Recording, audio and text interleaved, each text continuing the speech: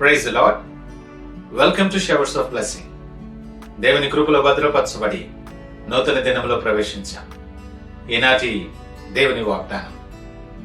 కన్నీళ్లు విడిచెచ్చు విత్తువారు సంతోషగానముతో పంట కోసెదరు. Those who sow on tears will reap with songs of joy. 126వ దావీదు కీర్తన 5వ వచనం. Praise God. ఈ నూతన దినములో దేవుడు మీ కొరకు సిద్ధపరిచిన ప్రతి దీవెన ఆకాశపు వాకిళ్లు విప్పి మీ మీద కృమ్మరించును గాక. మరి ఒక నూతన దినాన్ని ఆరంభిస్తున్న నేపథ్యంలో ప్రేమ కలిగిన వాగ్దానము ద్వారా దేవుడు మనల్ని దర్శిస్తూ ఉన్నాడు. ఈ వాగ్దానం మన ఆధ్యాత్మిక జీవితానికి సంబంధించిన చాలా గొప్ప వాగ్దానం. కన్నీళ్లు మరియు సంతోషం, విత్తడం మరియు కోత, ఇవి మన జీవన యాత్రలోని 2 దశలు. కన్నీళ్లతో విత్తిన వారు ఆనంద గీతాలతో కోయుదురు అన్నది శాశ్వతమైన దేవుని వాగ్దానం. ఇక్కడ కన్నీళ్లు బాధ, శ్రమ, నిరీక్షణ, వేదన, అన్యాయం, త్యాగం అనే వాటిని సూచిస్తూ ఉన్నాయి. విత్తడం అంటే కష్టకాలంలో కూడా విశ్వాసములో నిలిచి ప్రార్థనలో కన్నీరు కారుస్తూ విజ్ఞాపన చేయటం.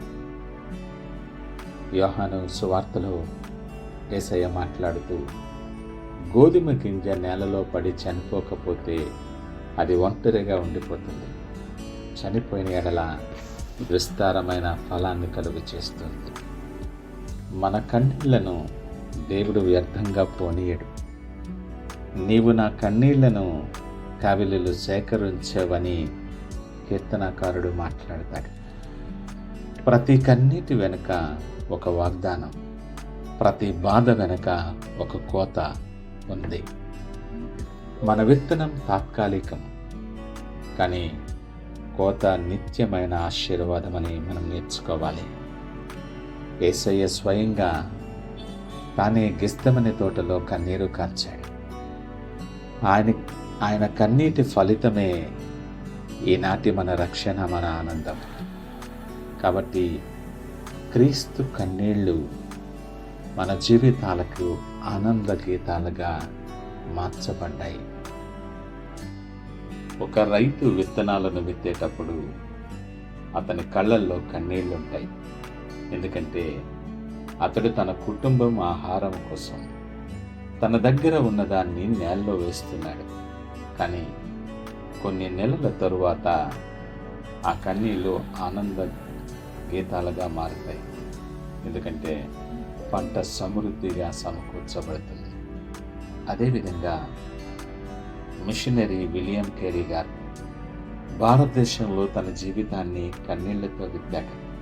కానీ నేడు మిలియన్ల క్రైస్తవులు ఆయన కన్నీటి విత్తనాల ఫలితమే అని మనం గ్రహించాలి. ఈ మాటలు వింటున్న ప్రియదేవుని జనాంగమా, మనం ఏ విత్తనాన్ని కన్నీళ్లతో నాటుతున్నామో ఒకసారి మనం ఆత్మ పరిశీలన చేసుకోవాలి. మీరు ప్రార్థనలో కన్నీరు కారుస్తున్నారా? మీ కుటుంబము కొరకు, మీ పిల్లల భవిష్యత్తు కొరకు, సంఘం కొరకు కష్టపడుతూ కన్నీళ్లు కారుస్తున్నారా? లేక నిరీక్షణలో ఉండి అలసిపోయారా? చాలాసార్లు మన బాధ నిమిత్తము కన్నీరు కారుస్తాం. ప్రార్థనలో కన్నీరు కార్చటం చాలా వరకు తప్పిపోతూ ఉంటాం. సంఘము కొరకు, సంఘము కట్టబడటం కొరకు కన్నీరు కార్చి ప్రార్థించే వాళ్ళు చాలా అరుదు. ఈ లేఖనం ఏం మాట్లాడుతుందనగా, ఏ కన్నీరు వృధా కాదు. మన బాధలు మన ఆశీర్వాదానికి విత్తనాలైతే, మన కన్నీళ్లు దేవుని సింహాసనాన్ని తడిమితే ఆనంద గీతాలు ఖచ్చితంగా వస్తాయి. వాస్తవానికి మన జీవితంలో ప్రతి ఒక్కరికి కన్నీరు కార్చే సమయాలు ఉంటాయి. దీనికి ఎవరూ అతీతులు కాదు. దుఃఖం, నష్టం, అన్యాయం, వ్యాధి, నిరాశ ఇవి మనకి విత్తనంలా ఉంటాయి. కానీ విశ్వాసి కన్నీరు ఎప్పటికీ వృధా కాదు. దేవుని దృష్టిలో మన కన్నీళ్లు ఎంతో విలువైనటువంటివి. దేవుడు మన జీవితంలో ప్రతి విత్తనాన్ని సంతోషపు పంటగా మారుస్తాడు. కన్నీళ్లు విడుస్తూ విత్తిన కాలానికి నిరుత్సాహపడకండి సుమా. నిత్యము విశ్వాసములో విత్తండి. ప్రార్థనలో, మేలు చేయటములో, సేవలో కూడా దేవుని సమయానికి మీరు సంతోషగానం చేస్తారు.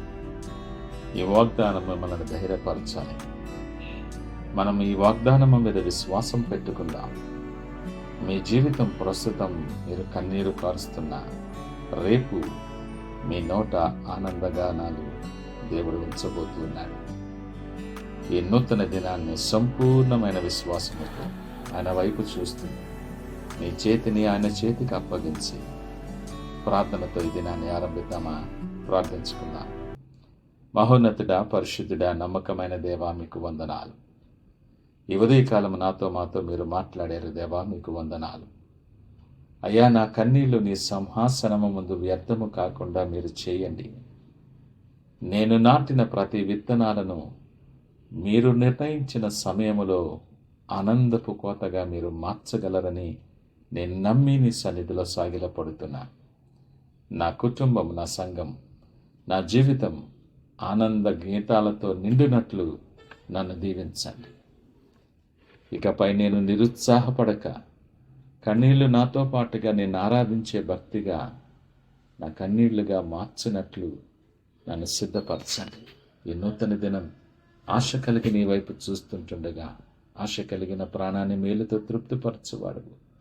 సహాయం దయచేసి బలపరిచి స్థిరపరిచి మీకు సాక్షిగా వాడుకొనమని సకల మహిమ, ఘనత, ప్రభావాలు మీకే ఆరోపిస్తూ యేసు పరిశుద్ధ నామమున అడుగుచున్నాం తండ్రి.